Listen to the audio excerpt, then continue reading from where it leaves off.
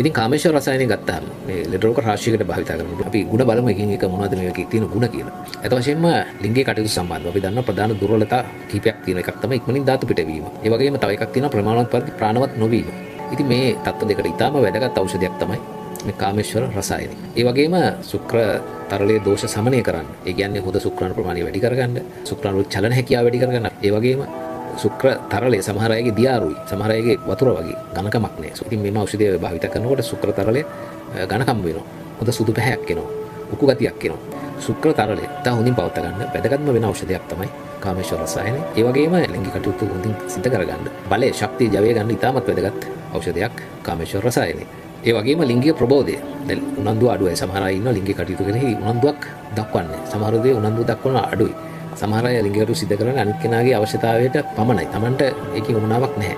අන්න ඒ වගේ ගැටලු තියෙනවනේ. අන්න මෙම ඖෂධය මගින් තමන්ගේ තියෙන උනන්දුව ලිංගික කටයුතු කෙරෙහි ආකර්ෂණීය වැඩි කරගන්න පුළුවන් මේක භාවිත කිරීම මගින්. ඒකට තියෙන සුවිශේෂී ඖෂධයක් තමයි මේ කාමේශ්වර රසායනය.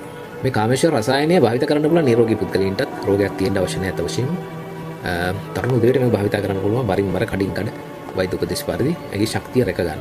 මේකේ තියෙනවා ප්‍රතිශක්ති කරන පද්ධතිය.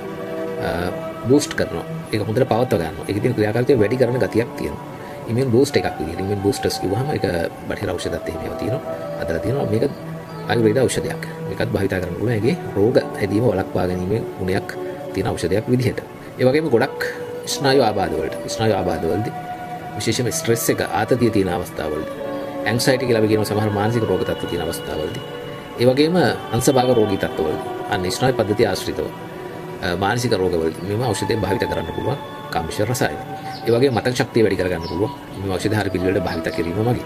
ඒ වගේම ආහාර ජීර්ණ පද්ධතියේ ගැටලු තියෙන අයට, ආහාර දිරවීමේ ගැටලු තියෙන අයට ඉතාම හොඳ ඖෂධයක් තමයි කාමේශ්වර රසායනය. හැම රෝග විශේෂයෙන්ම හැම දද කුෂ්ඨ වගේ තියෙන රෝගීන්ට මේ ඖෂධය භාවිත කරන්න පුළුවන්.